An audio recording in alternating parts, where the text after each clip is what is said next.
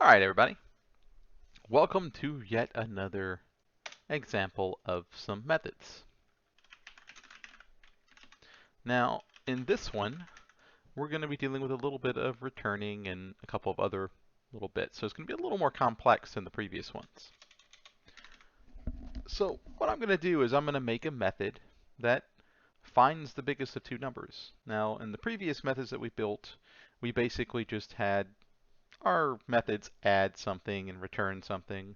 It was a fairly simple operation.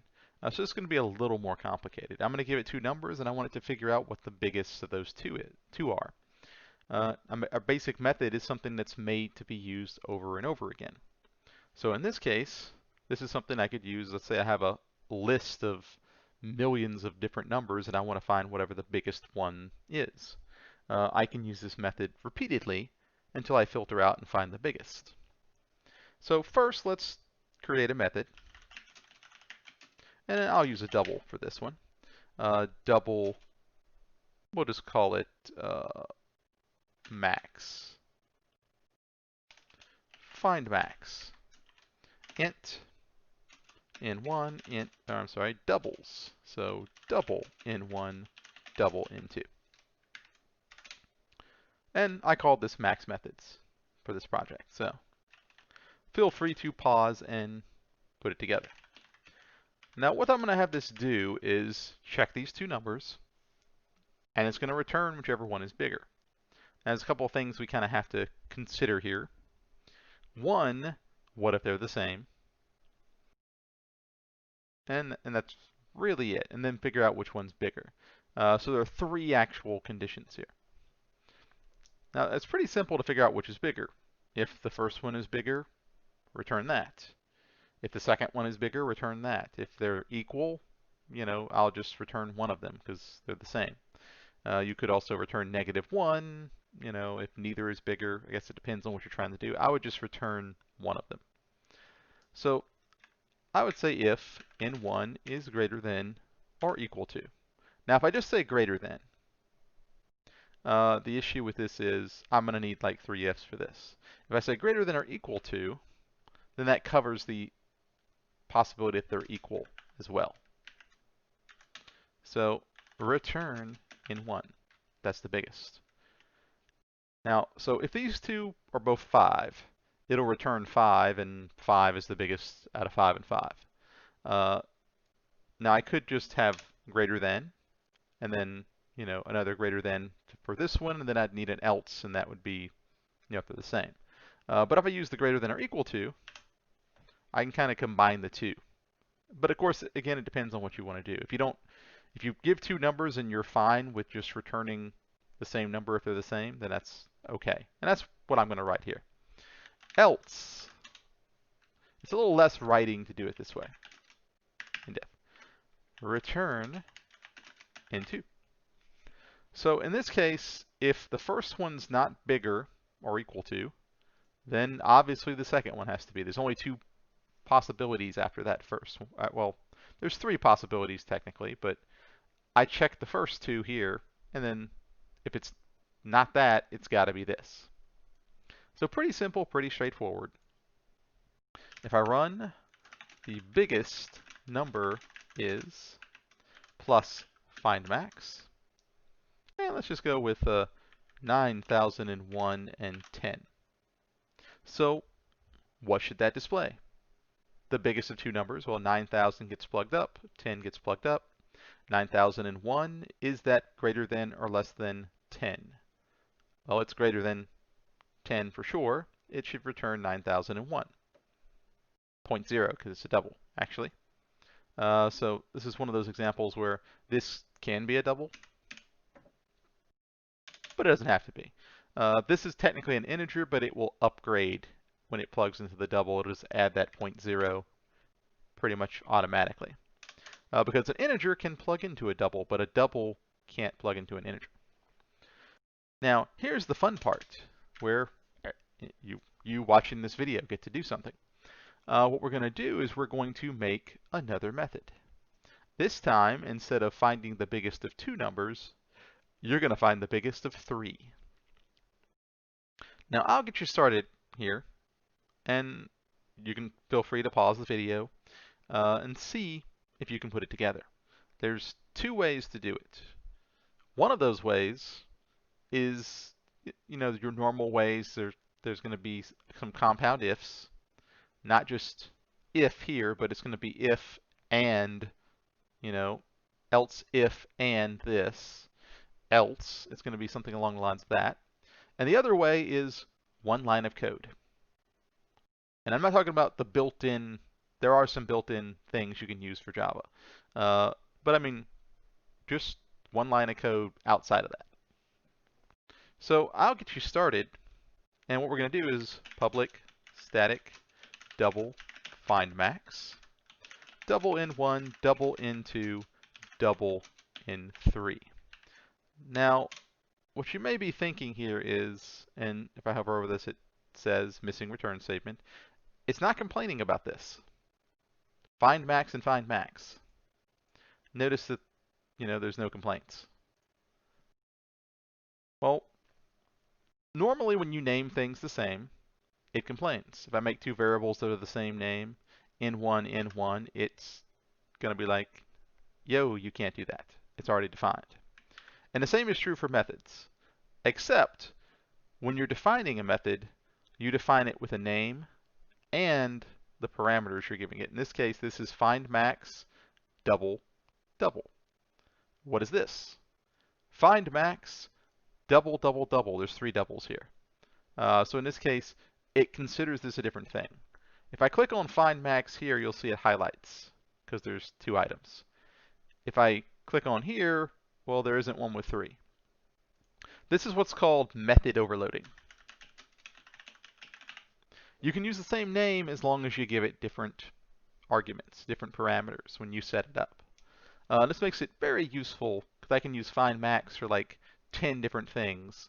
And whatever I plug in there, it'll find the appropriate method. This is kind of how system.out.println works.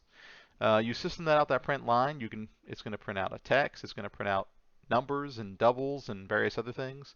There are just several different methods that handle all those different possibilities. So here is the part where you pause the video. And I want you to legitimately attempt to see if you can put this together. I've got one right here that finds the biggest of 2 numbers. Now I want you to take it a step further and find the biggest of 3. So pause it right here, give this a shot, and then unpause it and we'll get to the answer. I'm going to assume you did all that. You paused, you wrote some stuff down. Maybe it worked, maybe it didn't. But we'll see.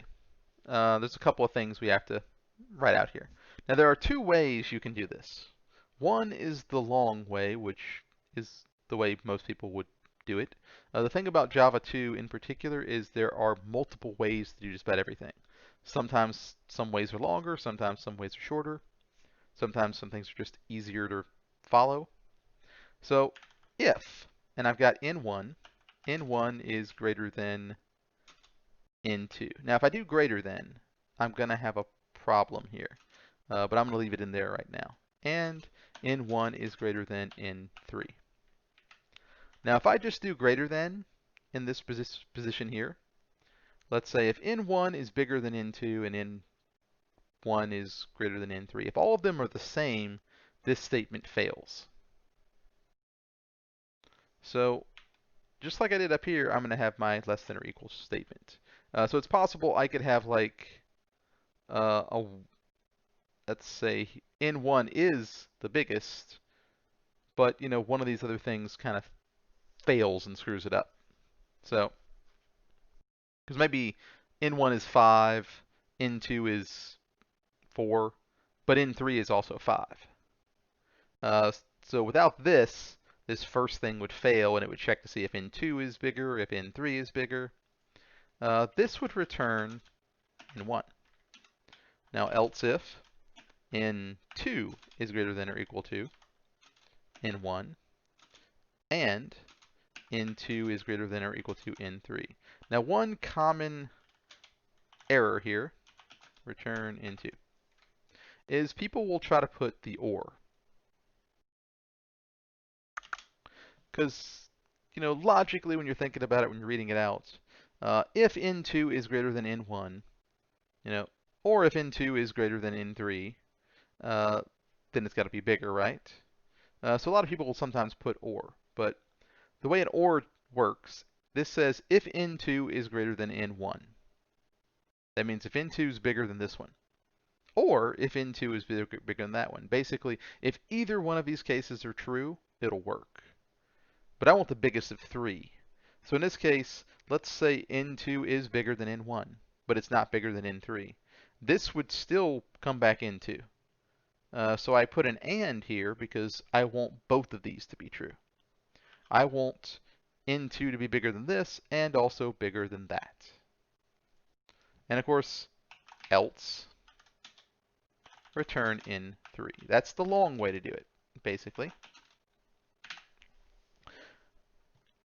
And you actually probably don't need this greater than sign here, but it's probably, or equals sign rather, since you're doing that up top.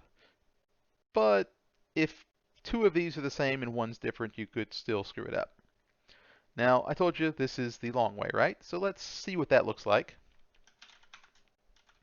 The biggest of 3 is plus find max, and we'll just go 0, comma, 500, comma, let's go with 40.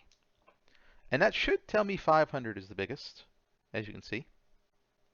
And even if I swap these around, and this is now, 540, it should tell me 540 is bigger.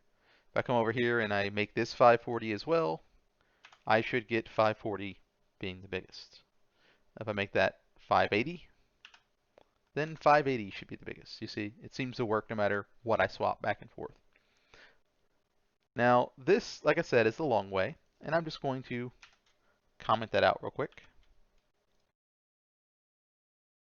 A /* and a */ will comment a whole block of code out for you.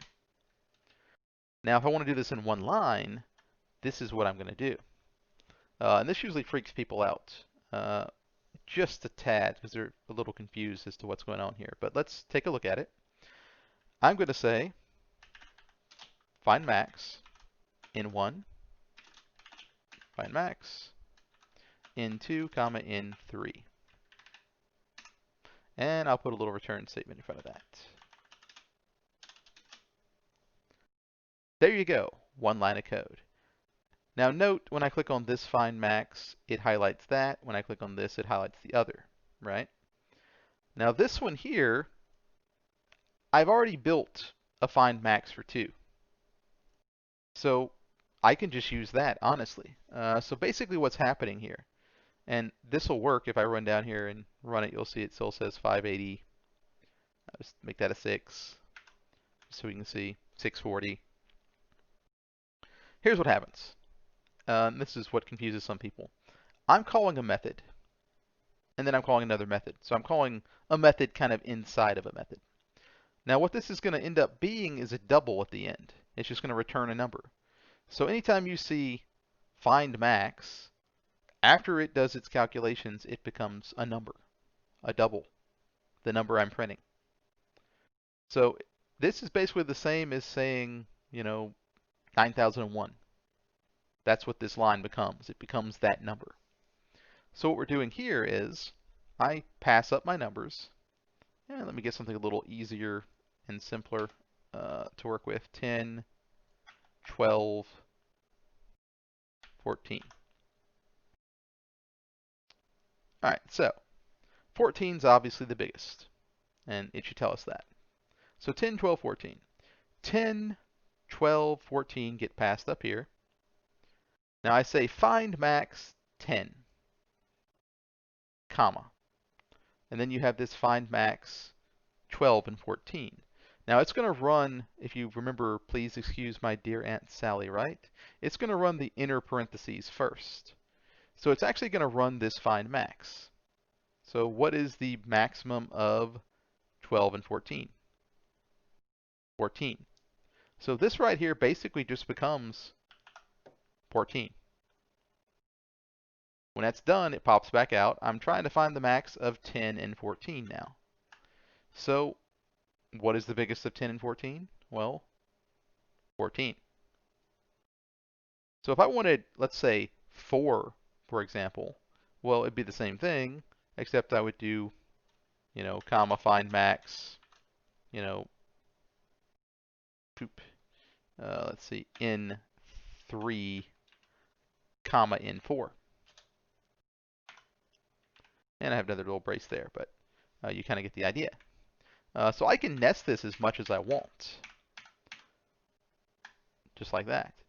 As long as I have the initial method here, I could do this infinitely. Well, not infinitely, I'd run out of memory eventually. But you'll see that it actually will work regardless. So this is kind of a simple, easy way to do it once you've got the basic small principle down. So one of the big things about programming is if you can solve the smallest problem, you can usually expand it and solve bigger problems with it. So let's say painting a fence, for example. If you make a method that paints one board, well, painting 3 boards, you're just doing the same thing 3 times in a row. So it's kind of the same. Paint the board, paint the board, paint the board. And the same is true here. I'm trying to find the biggest of 2. Well, let's find the biggest of these 2. And once I have that, find the biggest of these 2. And if I want to go further, I can find the biggest of, and basically just keep going until I find the biggest of out of all of them, comparing them 2 at a time. And that's effectively how you do it. Now, either of these would be correct, because they do exactly the same thing. Neither is more right than the other. This is, of course, a lot less writing, a lot more, I would say, efficient in a sense. But your goal in any program is 1, make it work. 2, once it works, you can worry about trying to find cool shortcuts or tricks to shorten it, whatever you want. The other goal you want is you want it to be readable. Like if I put this down and you have no idea what's going on even after I explain it, you probably would be better off using the longer route. This is why there's such a variation of program sizes in Java 2. It can be, a few hundred lines or 50 or 60 lines. It could be 1,000 lines, depending on how you're writing your program. Because there's going to be more ways to do any given thing, and the further we push into it, the more avenues open up for you to do each and everything that we actually do. All right, well, this is a quick little primer on how to deal with more methods. In particular, method overloading, calling multiple methods, and calling a method inside of a method, which is perfectly valid. And hopefully gives you an idea of how you can the difference in the size of a program can be, once you've learned some more tricks. All right. If you have any questions or anything, just leave comments down below. If not, I will see you next time.